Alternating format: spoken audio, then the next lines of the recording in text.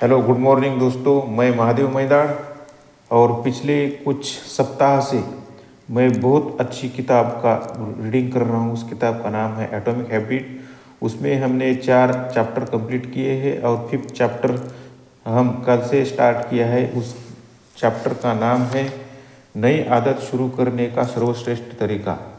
मतलब हमारे व्यवहार में हम डिफरेंट टाइप्स के अलग अलग प्रकार के आदतें डालते हैं। तो उसके कुछ 4 नियम हैं, उनके बारे में मैंने बताया था।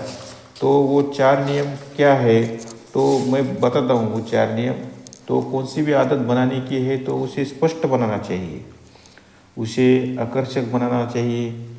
तीसरा नियम है इसे आदत बनाएं और चौथा जो है इसे संतुष्टिदायक बनाएं।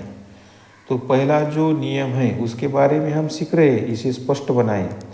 और इसे स्पष्ट बनाएं, इस नियम के अंतर्गत 4 चैप्टर आते हैं। उसमें से पहला चैप्टर मतलब 4th चैप्टर हमने ऑलरेडी देखा है और 5th चैप्टर का फर्स्ट पार्ट थोड़ा सा कंप्लीट किया है। अभी 2nd चैप्टर हम देख रहे हैं, मतलब 5th चैप्टर मतलब 5th चैप्टर हम इसमें से देख रहे हैं। उसका नाम है नई आदत शुरू करने का सर्वश्रेष्ठ तरीका क्या है। तो हम दोस्तों कौन सी भी आदत डालते हैं तो उसे स्पष्ट बनाना चाहिए, उसे सर्वश्रेष्ठ तरीका क्या है वो खोजना चाहिए और उसके ऊपर अमल करना चाहिए।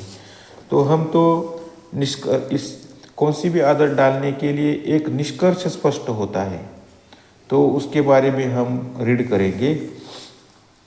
जो लोग इसकी स्पष्ट योजना बना देते हैं, मतलब आदत डालने की स्पष्ट योजना बना देते हैं कि वे किसी नई आदत को कब और कहाँ करेंगे, उनके ऐसा करने की ज़्यादा संभावना होती है। बहुत सारे लोग इन बुनियादी विवरणों का अनुमान लगाए बिना ही अपनी आदतों को बदलने की कोशिश करते हैं। हम खुद से कहते हैं मैं ज़्यादा स्वस्थ भोजन करूँगा या मैं ज़्यादा लिखूँगा, लेकिन हम कभी यह नहीं कहते हैं कि हम ऐसा और कहाँ करेंगे। हम इसे संयोग पर छोड़ देते हैं और उम्मीद करते हैं कि हम इसे करने तरह की धुंधली धारणाओं को दूर कर देता है।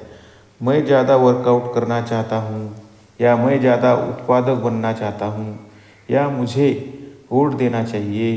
दूसरे शब्दों में क्रियान्वयन इरादा स्पष्ट विचारों को ठोस कार्य योजना में बदल देना है। कई लोग सोचते हैं कि उनमें प्रेरणा या प्रोत्साहन की कमी है, जबकि उनमें दरअसल स्पष्टता की कमी होती है। उन्हें पता ही नहीं होता है कि वे उस काम को कब और कहाँ करेंगे। नतीजा यह होता है कि लोग बेहतर बनाने के लिए सही समय का इंतज़ार करते रहते हैं और वे जीवन भर इंतज़ार ही करते रहते हैं। क्रियान्वयन इरादा तय करने के बाद आपको प्रेरणा के आने का इंतज़ार नहीं करना पड़ता। आज मैं अध्ययन लिखूँ या नहीं, आज मैं सुबह ध्यान लगाऊँ या लंच के समय लगाऊँ। जब काम का पल आता है तो निर्णय लेने की ज़रूरत ही नहीं पड़ती। आप योजना बनाते समय ही निर्णय ले चुके हैं और आपको तो बस उस पर अमल करना होता है। तो अपनी जो भी कुछ आदत है उसके ऊपर एक्शन लेना बहुत इम्पोर्टेंट है दोस्तों, सिर्फ विचार करना इम्पोर्टेंट नहीं है। अपनी आदतों के संबंध में इस रणनीति को लागू करने या सरल तरीका यह है कि आप इसे वाक्य को पूरा कर दें। मैं यह काम, मतलब कौन सा ही काम, व्यवहार इस समय इस जगह करूँगा। एक स्ट्रैटेजी होना चाहिए, मतलब ये बोलना चाहिए खुद से। तो पहला पॉइंट है ध्यान। मैं किचन में सुबह 7 बजे 1 मिनट ध्यान करूँगा। अध्ययन करना, अगर आपको पढ़ाई करनी है, कुछ रीडिंग करना है, मैं अपने बेडरूम में शाम को 6 बजे 20 मिनट तक स्पेनिश का अध्ययन करूँगा। वो खुद से बोलना चाहिए। व्यायाम, मैं स्थानीय जिम में शाम को 5 बजे 1 घंटे तक व्यायाम करूँगा। अनाउंस करना चाहिए। अनाउंस करने के बाद हमारे दिमाग में वही विचार चलते हैं और हम एक्शन लेने की संभावना बढ़ती है दोस्तों। विवाह, मैं किचन में सुबह 8 बजे अपने जीवन साथी के लिए चाय बनाऊंगा, है ना। तो ये बोलना चाहिए। अगर आपको पक्का नहीं है कि आप किसी आदत को कब शुरू करेंगे, तो सप्ताह, महीने या वर्ष के पहले दिन को आजमाएं। ये ऐसे दिन होते हैं जब लोगों के कोई नया काम शुरू करने की ज़्यादा संभावना होती है, क्योंकि इन दिनों उम्मीद आमतौर पर ज़्यादा ऊंची होती है। अगर हमारे अंदर उम्मीद है तो हमारे पास काम करने का कारण होता है। नई शुरुआत प्रेरक महसूस होती है। क्रियान्वयन इरादों का एक और फायदा होता है। जब आप इसके बारे में स्पष्ट होते हैं कि आप क्या चाहते हैं और आप इसे कैसे हासिल करेंगे, तो फिर आप उन चीज़ों से इनकार कर सकते हैं जो आपकी प्रगति में बाधक होती है। आपका ध्यान भटकता है और आपको पटरी से उतारता है। हम मेनली या मुख्यत्वे करून हम प्राय छोटे आग्रहों पर हाँ कह देते हैं, क्योंकि हम पर्याप्त स्पष्ट नहीं होते कि हम उस समय क्या करने वाले हैं। जब आपके सपने अस्पष्ट होते हैं, तो छोटे छोटे कामों में दिन बर्बाद करना आसान होता है, जिस वजह से आप उन निश्चित चीज़ों को शुरू ही नहीं कर पाते जो आपको सफल नहीं बना सकती है। अपनी आदतों को एक निश्चित समय और निश्चित जगह से बांध दें।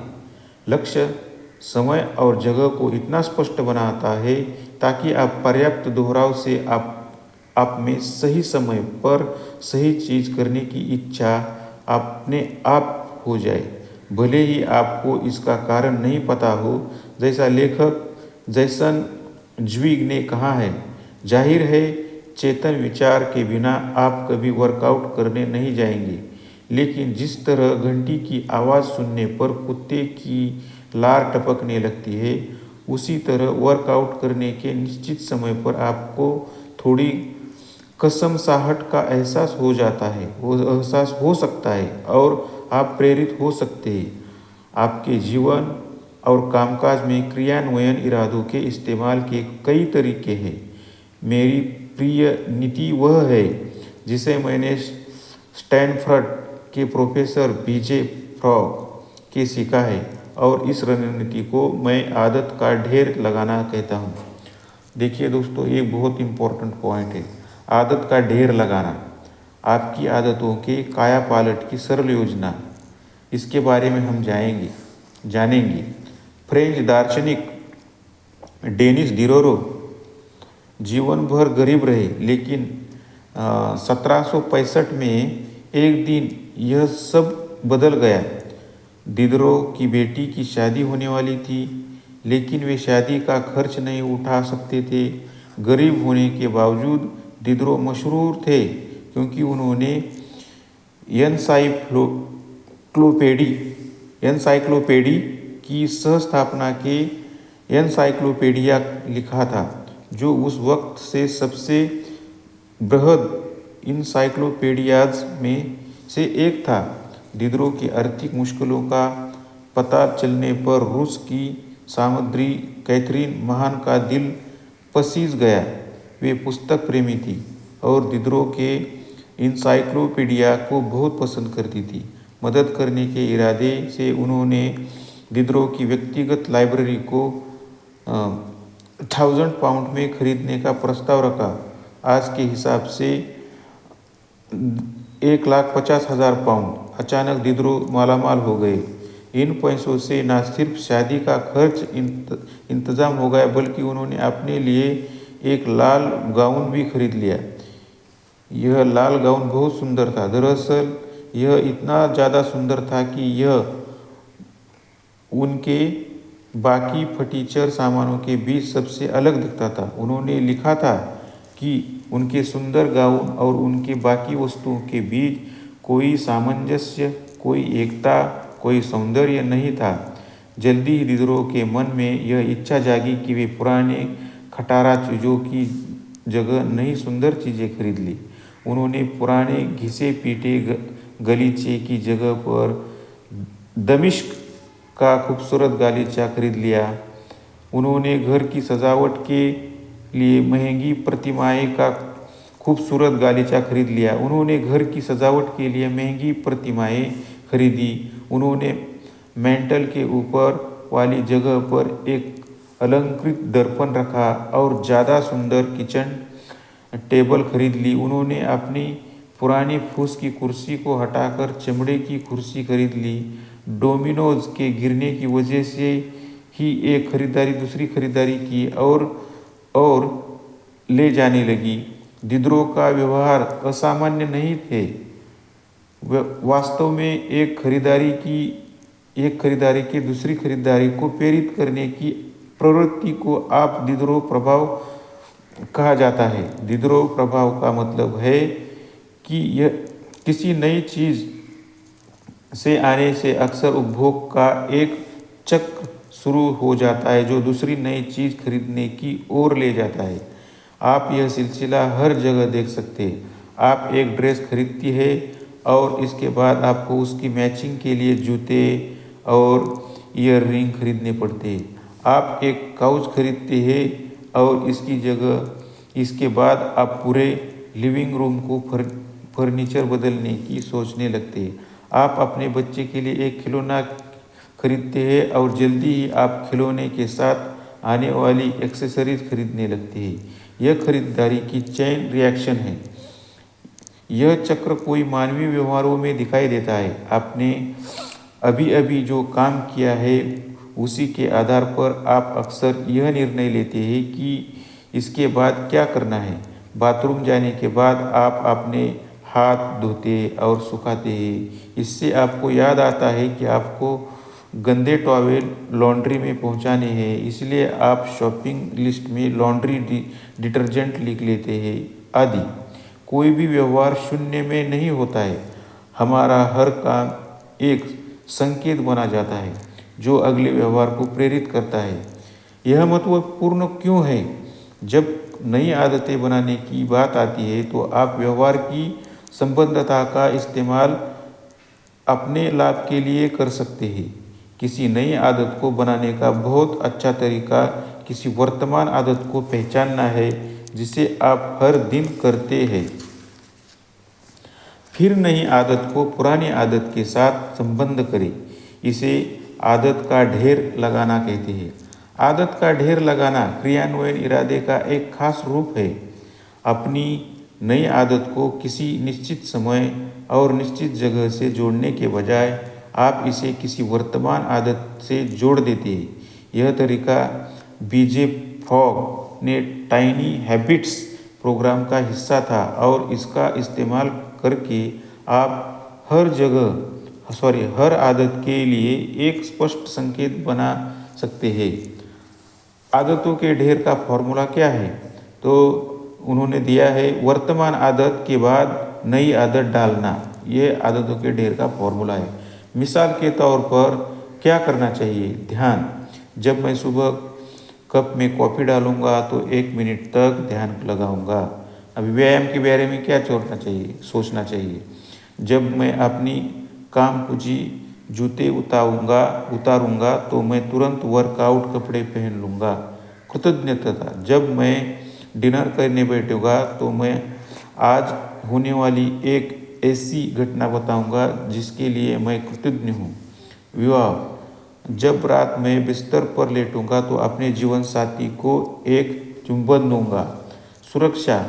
जब मैं अपने रनिंग शूज़ पहन लूँगा तो किसी मित्र या परिवार के सदस्य को एक टेबल मैसेज भेजकर बताऊंगा कि मैं कहाँ दौड़ रहा हूँ और कितने समय तक दौड़ूंगा।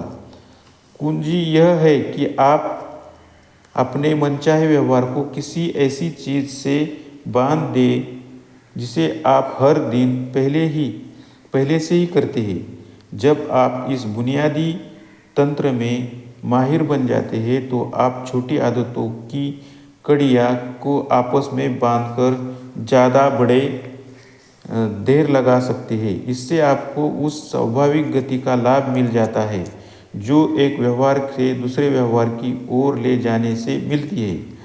डिडरो प्रभाव का सकारात्मक संस्करण।